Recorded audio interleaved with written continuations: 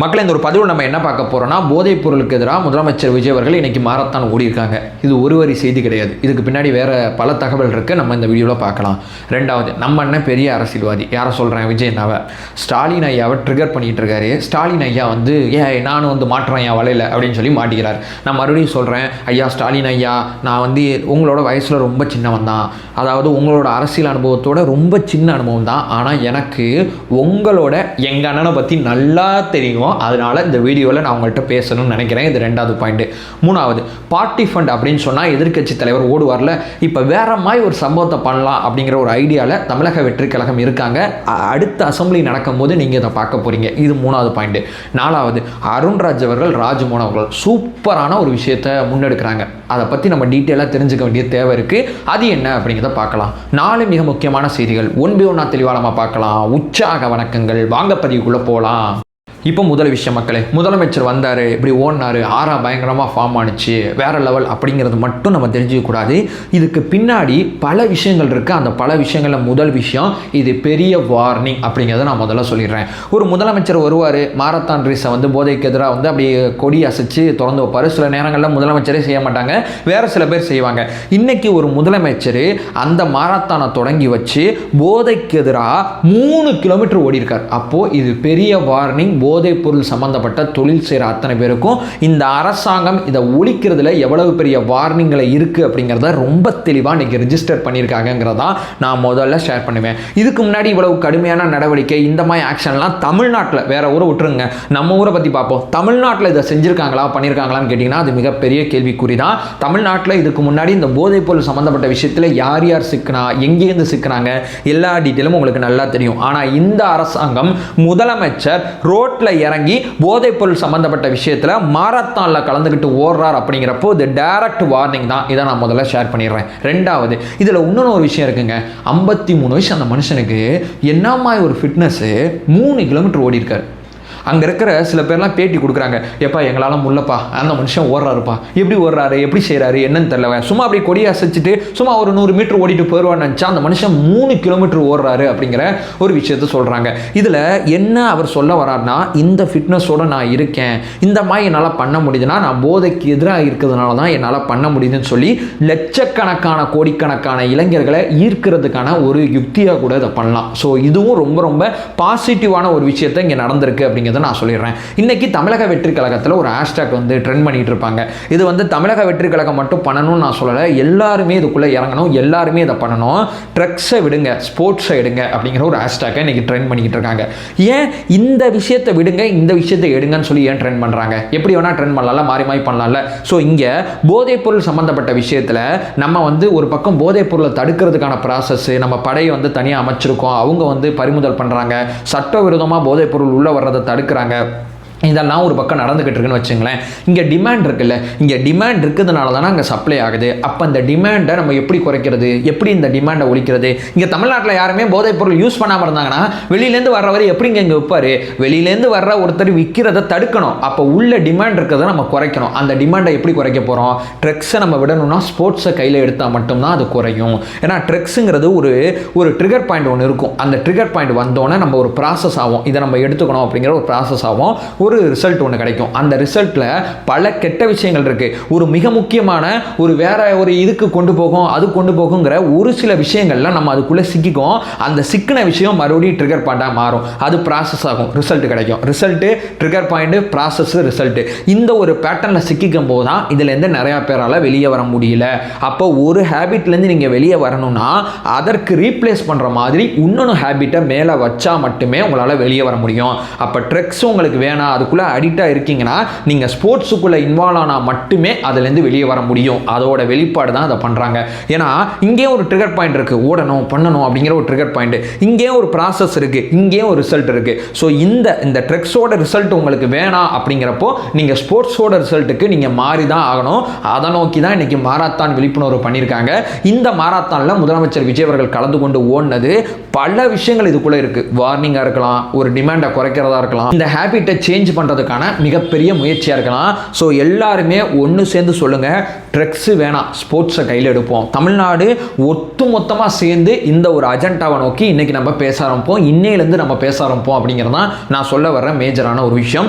எந்த ஒரு தமிழ்நாடு முதலமைச்சரும் இந்த விஷயத்தில் இவ்வளவு இன்வால்மெண்ட் நான் காமிச்சு நான் பார்த்த கிடையாது. என்னோட அண்ணன் இதை செய்யும் போது அவ்வளவு மகிழ்ச்சியாக இருக்குது அப்படிங்கிறது நான் சொல்ல வர முதல் பாயிண்ட். இப்போ ரெண்டாவதுங்க, அதாவது எதிர்க்கட்சி தலைவர் உதயநிதி அவர்கள் எதற்காண்டி ஓடுவார்னா பார்ட்டி ஃபண்டுனா ஓடிடுவார்.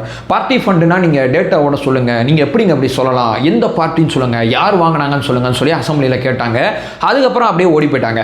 இப்போ என்ன பண்ண போகிறாங்கன்னா அடுத்த அசம்பிளியில் அவர் சும்மா இருந்த மனுஷனை நீங்கள் சொரஞ்சு விட்டீங்கன்னா அந்த மனுஷன் அடுத்த லெவலுக்கு போவார் அப்படிங்கிறதான் யதார்த்தமானது. இப்போ யார் யார் எங்கெங்கே பார்ட்டி ஃபண்டு வாங்குறா, யார் வாங்கியிருக்கா, அதற்கான டேட்டாவை எடுங்க. அடுத்த அசம்பிளியில் எதிர்க்கட்சி தலைவருக்கு ஆதாரத்தோட கொடுத்தலாம் அப்படிங்கிற முயற்சிக்கு இந்த அரசாங்கம் வந்திருக்கு அப்படிங்கிற மாதிரி செய்திகள் வருது. இப்போ பார்ட்டி ஃபண்டு எங்கெங்கே வாங்குவாங்க? பள்ளி கல்வித்துறையில். நீங்கள் வந்து பார்ட்டி ஃபண்ட்னா வேறு எதுவும் இல்லைங்க, என்கிட்ட அதிகாரம் இருக்கும், உங்களுக்கு ஒரு விஷயம் செய்யணும்னா நீங்கள் எனக்கு காசு கொடுக்கணும். இது பேர் வந்து லஞ்சம்னு வச்சுங்க, இல்லை பார்ட்டி ஃபண்டுன்னு வச்சுங்க, என்ன வேணால் வச்சுங்க. அதாவது டெண்டரில் கொள்ளையடிக்கிறது வேற கதை, இது வந்து அதிகாரத்தை பயன்படுத்தி கொள்ளையடிக்கிறது. இப்போ பள்ளி கல்வித்துறையில் ஒரு ஒப்புதல் கொடுக்கணும், ஒரு என்ஓசி கொடுக்கணும்னா இன்னைக்கு ராஜ்மோகன் ஒரு நடிச்சிருந்தானா ஒரு 250 கோடி சம்பாதிச்சிருக்கலாம். இதான் உண்மை. 1000 ஸ்கூலுக்கு கொடுத்துருக்காரு. அது வேணாம் அப்படிங்கிற முடிவுக்கு வந்து எல்லாருக்குமே ரொம்ப தூய்மையாக நேர்மையாக அவங்களுக்கான ஒப்புதலை கொடுத்துருக்காங்க. ஸ்ரீதர் வேம்பு அப்படிங்கிற ஒருத்தர் ஆமாங்க அந்த ஆட்சியில் கொடுத்துருக்காங்க. நிறைய தனியார் ஸ்கூலில் வந்து இருக்கிறவங்களாம் வெளியே வந்து சொல்கிறாங்க.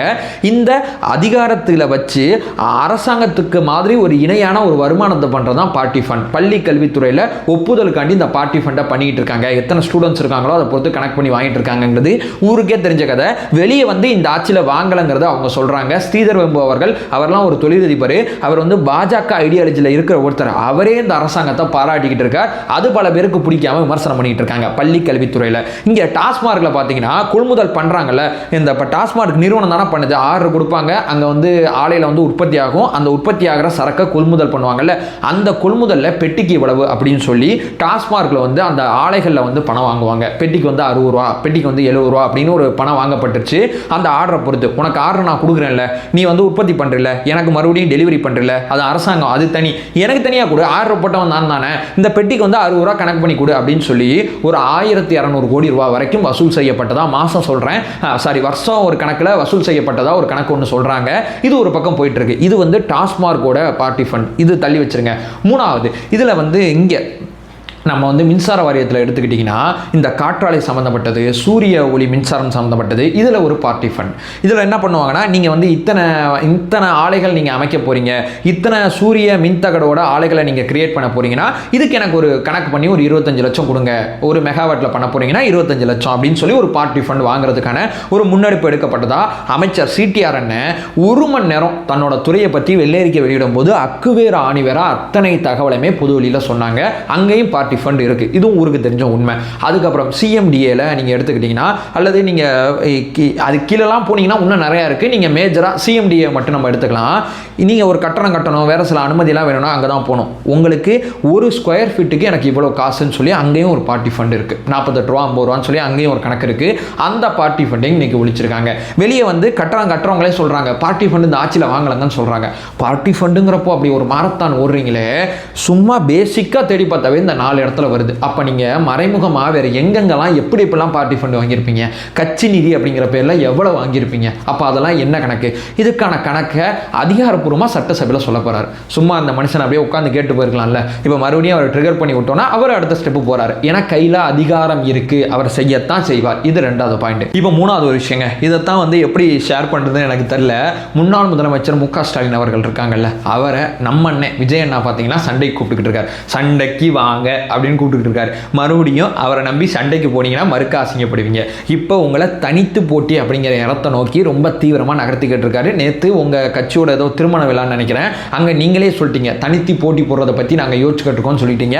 அதுதான் இவருக்கு வேணும். ஏன்னா தமிழ்நாட்டில் திமுக ஆதரவு வாக்கோட திமுக எதிர்ப்பு வாக்கு தான் ரொம்ப ரொம்ப அதிகம். நீங்கள் தனியாக நின்னீங்கன்னா உங்களை ஈஸியாக தோக்கடிச்சிடலாம். நீங்கள் தனியாக நின்னா தோத்து போயிருவீங்கன்னா இவ்வளோ நாள், அதாவது உங்கள் அப்பா கலைஞர் இருக்கார்ல, அவர் வந்து கூட்டணி வச்சே ஓட்டிக்கிட்டு இருப்பார். ஏன்னா அவருக்கு தெரியும் நம்ம ஆதரவாக்கோட நம்ம எதிர்பார்ப்பு தான் தமிழ்நாட்டில் ரொம்ப ரொம்ப அதிகங்கிறது அவருக்கு நல்லா தெரியும். அதனால தான் அவர் அந்த ஸ்ட்ராட்டஜியை பயன்படுத்தினாரு. நீங்களும் அதை மாதிரி தான் போயிட்டு இருந்தீங்க. இன்னைக்கு இந்த மனுஷன் தனியாக நிற்க முடியுமா, நான் 35% ஓட்டு வாங்கிட்டேன், உங்களால் முடியுமா அப்படின்னு கேட்கும்போது நீங்களும் ட்ரிகர் ஆகி தனியாக நிற்கிறையா அப்படின்னு சொல்கிறீங்க. படுதோல்வி அடைஞ்சிருவீங்க அப்படிங்கிறதான் யதார்த்தமான உண்மை. இன்னொன்று, உங்களை நிற்க வச்சு மறுக்கா தோக்கடிக்கிறதுக்கு எங்கள் அண்ணன் ஸ்கெட்ச் போட்டுக்கிட்டு இருக்காரு. அந்த விஷயத்துல நீங்கள் சிக்கினீங்கன்னா ரொம்ப ரொம்ப ரொம்ப ரொம்ப அசிங்கமாக போயிடும். ஒரு திமுகவில் ஒரே தேர்தலில் கட்சியோட தலைவரும் கட்சியோட பொதுச்செயலாளரும் தோட்டதே கிடையாதுன்னு சொல்கிறாங்க. அது 2026 தேர்தலில் நடந்து போச்சு. இப்போ அடுத்த அந்த இடைத்தேர்தல் 6 தொகுதிக்கு வருது இல்லை, திருச்சி கிழக்கில் நீங்கள் வந்து கொஞ்சம் ஐடியா பண்ணி உங்களை நிப்பாட்டி சட்டசபைகளை கொண்டு வர்றதுக்கான ஐடியாவை உங்கள் கட்சிக்காரங்க பண்ணுறாங்க. அதற்கு இந்த அப்பாவை காணோம்னு சொல்லி உங்களை ட்ரிகர் பண்ணி விட்டார்ல அசம்பிளியில், அதுதான் காரணம். அதுக்கப்புறம் தான் அந்த முடிவுகளை ரொம்ப தீவிரமாக இருக்கீங்க அப்படின்னு சொல்கிறாங்க. திருச்சி கிழக்கு உங்களுக்கான தொகுதி கிடையாது. போன வாட்டி உங்கள் கூட கூட்டணியில் இருக்கிற அத்தனை பேர் இருக்கும் போதும் 28 கட்சி இருக்கும் போதும் திருச்சி கிழக்கில் நீங்கள் தோற்று போயிட்டீங்க. அங்கே முதலமைச்சர் ரொம்ப சுலபமாக ஜெயிச்சிட்டாரு. இப்போ திருச்சி கிழக்கில் நீங்கள் தனியாக வேற நிற்க போறீங்க. நீங்கள் நிற்க போறீங்க, கூட்டணி இருப்பாங்கல்ல அவங்க அத்தனை பேரும் வேணாங்கிற முடிவுக்கு வந்துட்டீங்க. கிட்டத்தட்ட பாதி பேர் உங்கள் கூட்டணி வேணாங்கிற முடிவுக்கு வந்துட்டாங்க. அவங்க அத்தனை பேரும் இங்கே தமிழக வெற்றி கழகத்துக்கு சப்போர்ட் பண்ணாங்கன்னா, இப்போ உதாரணத்துக்கு மதிமுக தமிழக வெற்றி கழகத்துக்கு சப்போர்ட் பண்ணா, இப்போ திருச்சியோட எம்பி யாரு? துரை வைகோ. அவர் யாருக்கு இப்போ வந்து விலை வைப்பாரு? அவரோட கட்சிக்காரங்க யாருக்கு விலை வைப்பாங்க? ஸோ உங்களை ட்ரிகர் பண்ணி மறுபடியும் எலெக்ஷனில் நிப்பாட்டி மறுபடியும் தோக்கடிக்கிறது தான் எங்கள் அண்ணனோட ஸ்கெட்சு. அவர் பக்கா அரசியல்வாதி. நீங்கள் மூத்த அரசியல்வாதியாக இருக்கலாங்க, அவர் பக்கா அரசியல்வாதி. மறுபடியும் சொல்கிறேன், இந்த ஸ்கெட்சில் மாட்டிக்காதீங்க. வயசானவராக இருக்கீங்க, எனக்கே ரொம்ப பாவமாக இருக்கும் உங்களை பார்க்கும்போது.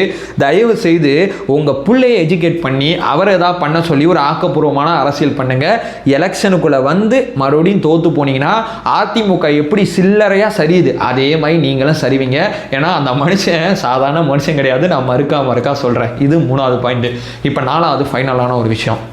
நம்ம அண்ணன் ராஜ்மோகன் ஒரு முன்னெடுப்பு எடுக்கிறாங்க.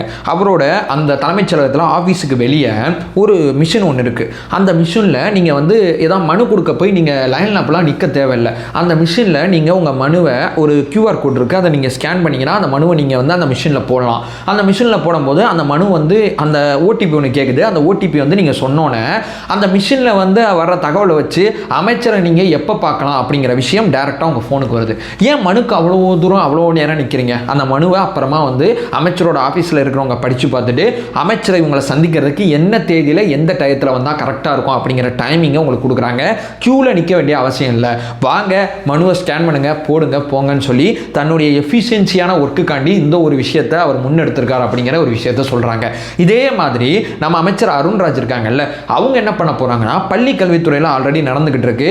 இப்போ சில பேர் வந்து ஒரு ஸ்கூலை டெவலப் பண்ணும் அப்படின்னு சொன்னாங்கன்னா எந்தவித எதிர்பார்ப்பும் இல்லாமல் அவங்களால அந்த ஸ்கூலை டெவலப் பண்ணுறதுக்கு அரசாங்கம் வந்து ஒத்துழைப்பு வந்து கொடுக்கும். அதே மாதிரி நம்ம வந்து அரசு மருத்துவமனைகளை டெவலப் பண்ண சில பேர் இருப்பாங்க, எனக்கு இந்த மருத்துவமனையை டெவலப் பண்ணி கொடுத்தா நல்லா இருக்கும் அப்படின்னு சொல்லி ஆத்மார்த்தமாக அவங்களுக்கு செய்யணும்னு தோணும். அந்த மாதிரி மனிதர்களோட டொனேஷனை வாங்கலான்னு இருக்கும். ஏன்னா இந்த அரசாங்கத்தை நம்பி கொடுப்பாங்க. இதற்கு முன்னாடி இருக்கிறவங்க கொள்ளையடிச்சிட்டு மருத்துவமனை டெவலப் பண்ணாமல் இருக்காங்க. இங்கே வெள்ளரிக்கை வெளியிட்டு எது உண்மை எது பொய்ங்கிறது ஊருக்கே நம்ம சொல்லிட்டோம். இப்போ நம்ம மருத்துவமனையை டெவலப் பண்ணுறதுக்கு நம்ம வந்து ஃபண்டை வந்து வெளியே கலெக்ட் பண்ணுறோம் அப்படிங்கிற ஒரு முடிவுக்கு வந்திருக்கோம். பொதுமக்களோட ஒத்துழைப்போட அரசு மருத்துவமனையை அடுத்த லெவலுக்கு கொண்டு போகலாமா அப்படிங்கிற டிஸ்கஷன் போயிட்டு இருக்கு அப்படின்னு சொல்லி அமைச்சர் சொல்றாங்க. இப்போ அமைச்சர் இந்த முன்னெடுப்பு எடுத்தாங்கன்னா, நான் ஒரு 1000 ரூபாய் போட்டாலும் நீங்க ஒரு 1000 ரூபாய் போட்டாலும் நம்ம பொதுமக்கள் நம்ம கட்சியை நம்ம தலைவர்களை நம்பி நம்மளே இன்வெஸ்ட் பண்ணாவே அரசு மருத்துவமனைகள் நிச்சயமா அடுத்த லெவலுக்கு போயிருங்கிறதா யதார்த்தமான உண்மை. அதை நோக்கி அமைச்சர் வந்து முன்னெடுக்கிறாங்க. ஓவரால் பார்த்தீங்கன்னா எல்லா தகவலுமே இந்த வீடியோவில் நான் சொல்லியிருப்பேன் அப்படிங்கிறது என்னுடைய பெரிய நம்பிக்கையாக இருக்குது. அதை சொல்லிட்டு இந்த வீடியோ நான் எண்ட் பண்ணிக்கிறேன். நம்ம சேனலை ஃபர்தராக ஃபாலோ பண்ணிங்கன்னா தமிழக வெற்றி கழகத்தின் சார்பாக ஏகப்பட்ட விஷயங்களை தொடர்ச்சியாக பேசிக்கிட்டு இருக்கோம். நம்மளோட ஒரே நோக்கம் அறியாமை அகற்ற வேண்டும், அறியாமை அகற்றப்பட வேண்டும். Thank you so much.